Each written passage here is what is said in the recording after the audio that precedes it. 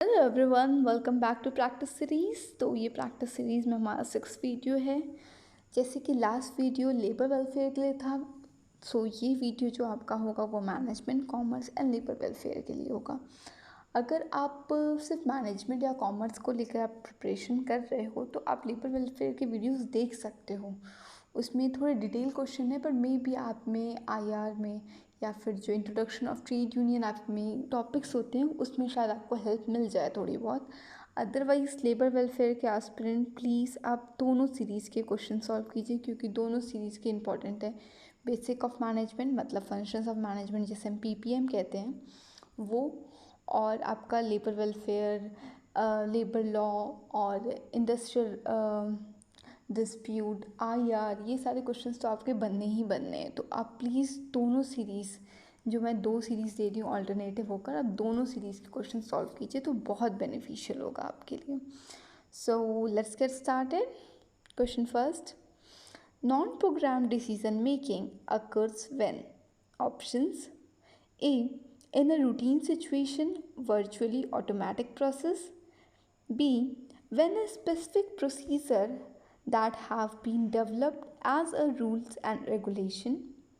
C, when is the decision is taken for a certain condition. D, in a response to unusual, unpredictable opportunities or threat. So time starts now.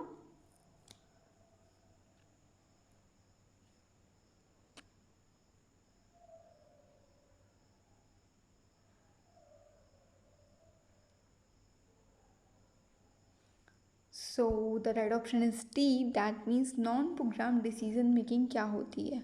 वही ऐसी decision making जो आपका अचानक से कुछ कोई changes आ गए या फिर कोई इश्यूज आ गए या फिर कोई अनयूजुअल चीज़ें हो गई, तो उसके अकॉर्डिंग अगर आपको डिसीजन लेना पड़े अपने बिजनेस में तो उसे नॉन प्रोग्राम कहते हैं, क्योंकि वो प्रोग्राम नहीं था, वो बस अनफोर्सीन था, उसको कोई जानता नहीं था बट हो गया। जैसे कोविड का सिचुएशन, पहले हम अगर आप 2019 की बात करते हो तो पता थोड़ा नहीं था कोविड आने वाला है, ऐसा कुछ होगा कि लॉकडाउन लग जाएगा। तो लॉकडाउन लगने के बाद जितने भी डिसीजन बिजनेस में लिए गए होंगे वो आपके नॉन प्रोग्राम्ड होंगे, ठीक है, उसके प्रोग्राम नहीं है। पर अब 2021 में बिजनेस रेडी है कि हाँ लॉकडाउन लग सकता है या फिर सिचुएशन ऐसी ही है, सिचुएशन ऐसी और ख़राब भी हो सकती है। तो अब जो डिसीजंस होंगे वो थोड़ी सी स्ट्रैटेजीज बनाकर चल रहे होंगे businesses.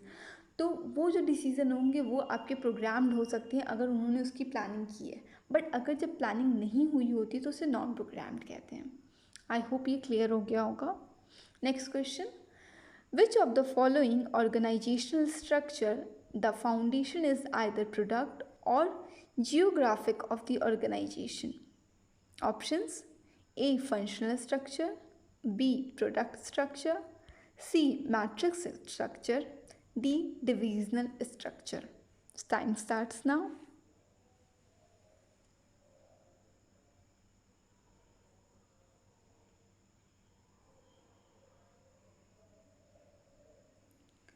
So the right option is D, divisional structure. तो क्वेश्चन क्या कह रहा था, कौन सा ऐसा ऑर्गेनाइजेशन है जो प्रोडक्ट के बेसिस पे या फिर जियोग्राफिक के बेसिस पे होगा। तो डिवीज़नल में क्या होता था कि अलग अलग डिवीज़न आपके जियोग्राफिक एरिया के अकॉर्डिंग होते थे। जैसे आपका गुड़गांव का एक ब्रांच हो गया, एक ब्रांच आपका साउथ का हो गया, एक नॉर्थ का हो गया। तो ये जो ब्रांच है वो आपके जियोग्राफिक एरिया के अकॉर्डिंग होते हैं या फिर आपके प्रोडक्ट के। जैसे अगर मान लीजिए आप एक ही कंपनी में बहुत सारे प्रोडक्ट बना रही है, वो आपका एफएमसीजी भी बना रही है, वो आपका टॉयलेटरीज भी बना रही है, वो आपका फूड आइटम्स भी बना रही है, तो ये सारी चीज़ें वो अलग अलग डिवीज़न में करेगी। अब एक ही फैक्ट्री में तो सब कुछ बन नहीं पाएगा, तो एक फैक्ट्री उसकी एफएमसीजी की होगी, वो आपकी शायद नोएडा सेक्टर में है, जो दूसरा आपका है वो शायद आपका एरिया अकॉर्डिंग वो राजस्थान साइड हो। तो ये अलग अलग डिवीज़न अलग अलग एरिया में होते हैं या फिर वो प्रोडक्ट वाइज होते हैं अकॉर्डिंग टू द नीड, और आप कह सकते हो लोकेशन की ज़रूरत के हिसाब से, प्रोडक्शन की ज़रूरत के हिसाब से वो उसको किया जाता है। तो ये होता है आपका डिविजनल स्ट्रक्चर। डिविजनल स्ट्रक्चर में क्या होता है, उस डिवीज़न का एचआर हो गया, फाइनेंस हो गया, मार्केटिंग हो गया, वो सब कुछ एक ही जगह से संभाला जाता है। ऐसा नहीं है कि आपका गुड़गांव वाले ऑफिस में जो एचआर है वो आपका उसके हेड होते हैं, बट हाँ उसका खुद का भी एक एचआर डिपार्टमेंट अंदर ही होगा, तो इसलिए उसे डिविजनल स्ट्रक्चर कहते हैं। आई होप ये क्लियर हो गया होगा। Next question, according to Max Weber one of the following is the main advantage of the bureaucracy. So इन चारों में से कौन सा मेन एडवांटेज है? So options are organisation are more personal, A, B there is a freedom to act and democratic environment, C emphasis is on the innovation, D developing a hierarchical system in an organization. So इसमें तो कौन सा advantage है? So your time starts now.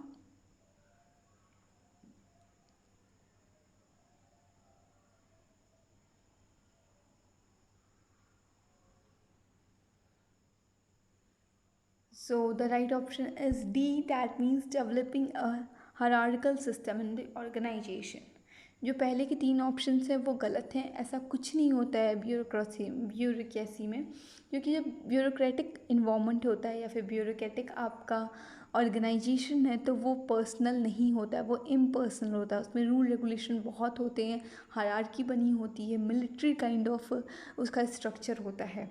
तो इसलिए ये कोई भी इसमें से एडवांटेज नहीं, इनोवेशन कुछ नहीं होता है इसमें। आपका सिस्टमैटिक चीज़ें चलती हैं, एक चेन ऑफ कमांड चलता है कि आप किससे बात करोगे, वो भी डिफ़ाइन होता है कि आप अपने अपर लेवल से बात करोगे, उसका अपर लेवल उससे बात करेगा, तो ये हायरार्की होती है। तो ये सारी चीज़ें इसमें गलत हैं। बस उसका एक ही एडवांटेज है कि एक हायरार्किकल सिस्टम मिल जाता है, एक ऑर्गेनाइज सिस्टम हमें मिल जाता है ऑर्गेनाइजेशन में। So the next question, who coined 8-hour labor, 8-hour recreation, 8-hour rest, dividing day into 3 equal parts? Options: Robert's own, B. Charles Babbage, C. Frank Gilbert, and D. Harrington Emerson. So time starts now.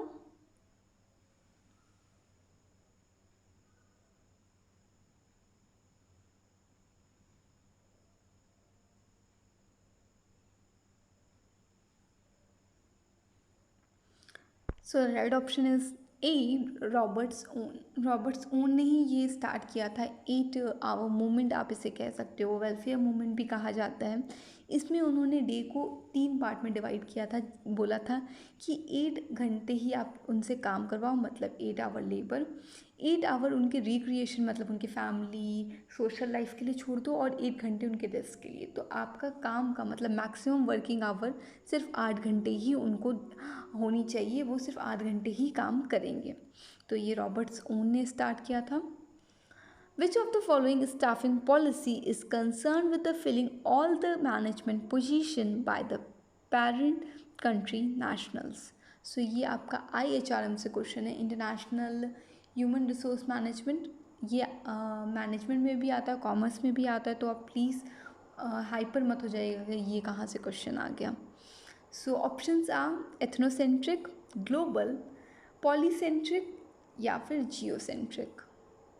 Time starts now.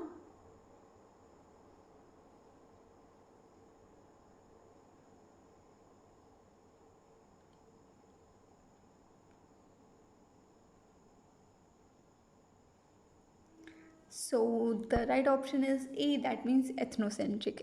Ethnocentric क्या होता है?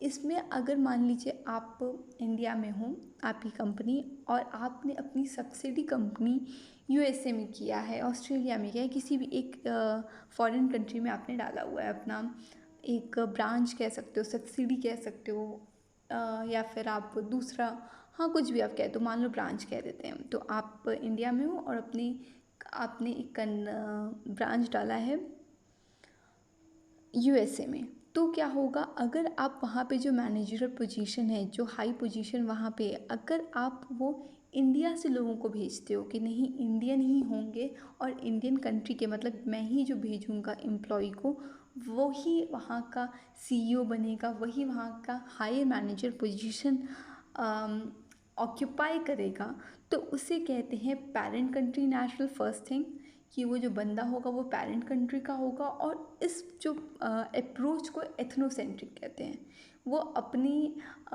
Ethnic मतलब अपनी country से belong करेगा। ठीक है, I hope ये क्लियर हो गया होगा। अब मैच द फॉलोइंग है, मैं इसको डिक्टेट नहीं करूँगी, आप वीडियो को पॉज कर दीजिए, आप इसको मैच करने की कोशिश कीजिए। मैं यहाँ पे 5 to 10 सेकेंड रुकूँगी, फिर आंसर आपको बता दूँगी। So time starts now.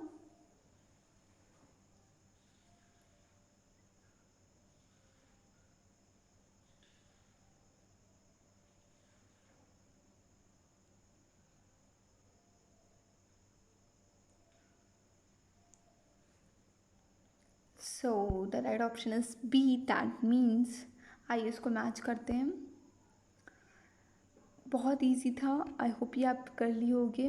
ये पोस्ट कॉर्ड किसने दिया है? ये आपका गुलरिक ने दिया है, लूथर गुलरिक ने दिया है। डी कॉप्स किसने दिया है? हेनरी फेयोल ने दिया है। इंटीग्रेशनल थ्योरी किसकी है? Integration theory Mary Parker Follett की है। और एलिमिनेशन एक्सपेरिमेंट ये किसने किया था? ये किया था आपका पेनकॉक ने। एक्चुअली ये जो आपका एलिमिनेशन एक्सपेरिमेंट है, ये आपका हॉर्थन एक्सपेरिमेंट का पहला जो एक्सपेरिमेंट है वही है। वो स्टार्ट इन्होंने किया था, पेनकॉक ने। उसके बाद आपके एल्टन मायो ने सेकेंड जब एक्सपेरिमेंट हुआ था तब उन्होंने ज्वाइन किया था, 2 साल बाद किया था। 1924 में ये एक्सपेरिमेंट स्टार्ट हो गया था, आई थिंक उसके 2 साल बाद उन्होंने फिर ज्वाइन किया था। तो इसलिए जब अगर एलिमिनेशन एक्सपेरिमेंट की बात आए तो ये पेनकॉक ही आपके इन्होंने स्टार्ट किया है। और ओवरऑल आपका अगर हॉर्थन एक्सपेरिमेंट हो तो आप ऑप्शन के अकॉर्डिंग जाइएगा, वहाँ पे आपका हेनरी फेयोल भी दे सकता है और पेनकॉक भी दे सकते हैं। ठीक है, आई होप ये क्लियर हो गया होगा। नेक्स्ट क्वेश्चन, ऑक्टापीस कल्चर मीन्स, यहाँ पे आपको फुल फॉर्म बताना है ऑक्टापीस का क्या है। यहाँ पे मैं 10 सेकेंड रुक रही हूँ, आप क्वेश्चन को रिप्लाई करने का ट्राई कीजिए।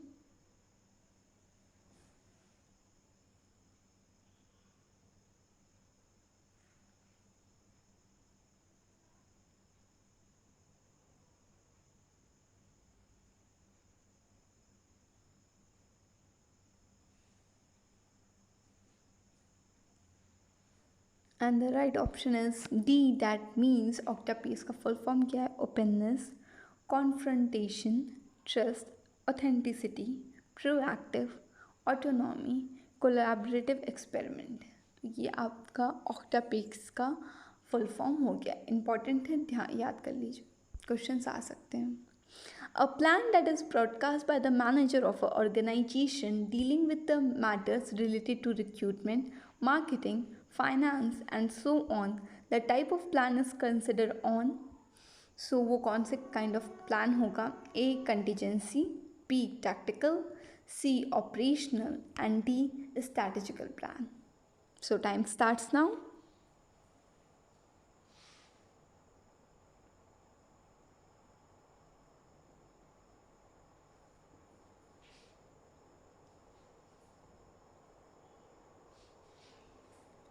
So the right option is C, that means operational plan. Operational plan क्या होता है? वो आपका जो मेन प्लान है, वो जो ऑर्गेनाइजेशन का गोल है, उसी को फॉलो अप करते हुए ऑपरेशन प्लान बनाया जाता है। वो अकॉर्डिंग टू डिपार्टमेंट भी हो सकता है, अकॉर्डिंग टू टीम भी हो सकता है। मतलब उस बड़े प्लान को अब थोड़े से छोटे में तोड़ा गया। अगर मान लीजिए आपका ऑर्गेनाइजेशन गोल था कि इस बार जो सेल होगी वो 1 CR होगी, तो आप उसको कैसे तोड़ोगे? तो सिर्फ सेल का ही नहीं है कि वो जो मार्केटिंग डिपार्टमेंट ही इसको देखेगी, नहीं, उसमें प्रोडक्शन भी होगा, उसमें HR भी होगा। तो अब उसको छोटे छोटे गोल्स में तोड़ना, तो इसलिए उसके लिए हम ऑपरेशनल प्लान बनाते हैं कि अब इस जो आपने एक विज़न लिया है, जो आपने गोल लिया है, उसको ऑपरेशन में कैसे लाना है, तो इसे ऑपरेशनल प्लान कहते हैं। इसमें आपका रिक्रूटमेंट, मार्केटिंग, फाइनेंस सब आ जाता है। आई होप ये क्लियर हो गया होगा। नहीं क्लियर होगा तो आप कमेंट करके आप बता सकते हो, मैं वहाँ पे आपको एक्सप्लेन कर दूँगी। नहीं तो अदरवाइज़ मैं इसका डिटेल वीडियो भी बना दूँगी। कोई भी ऐसा टॉपिक है जो आपको लगता है कि वेल एक्सप्लेन नहीं है या फिर उसमें आपको इशू हो रहा है। What type of organization is a natural process?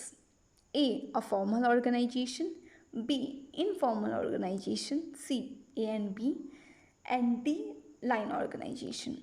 So time starts now.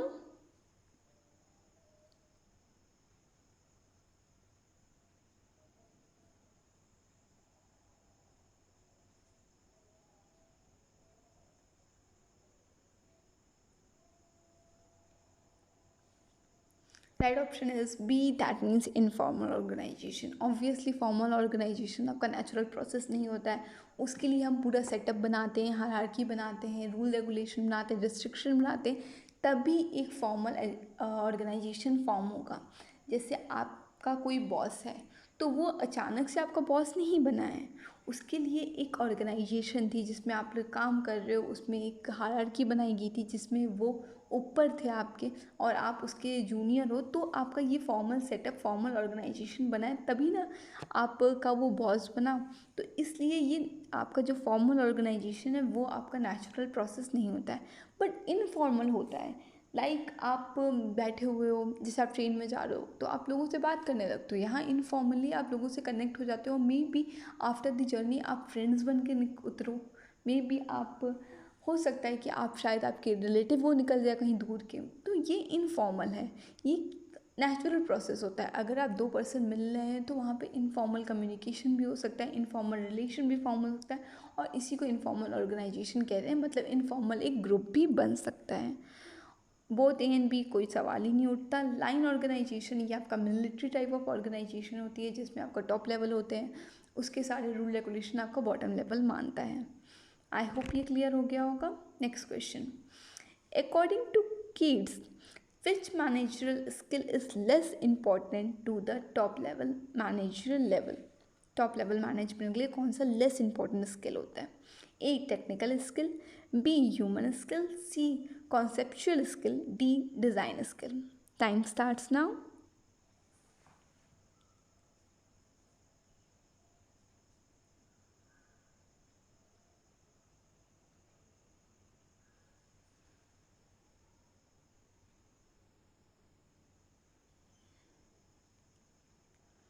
That's all. I mean, the right answer is technical skill. Technical skill क्यों है? क्योंकि टॉप लेवल मैनेजमेंट को आपका जो टेक्निकल नॉलेज है वो नहीं भी होगा तो कुछ चलेगा, वो मैनेजरल स्किल उनके पास होनी चाहिए। अब जो मे बी आपका जो सीईओ हो सकता है, अब जो होते हैं सीईओज वो उनको काफ़ी बैकग्राउंड नॉलेज होती है, बट ज़रूरी नहीं है उनको हर एक चीज़ की बैकग्राउंड नॉलेज हो। कि वो एचआर भी जानते हैं, फाइनेंस भी जानते हैं, वो मशीन चलाना भी जानते, तो ये नहीं होता।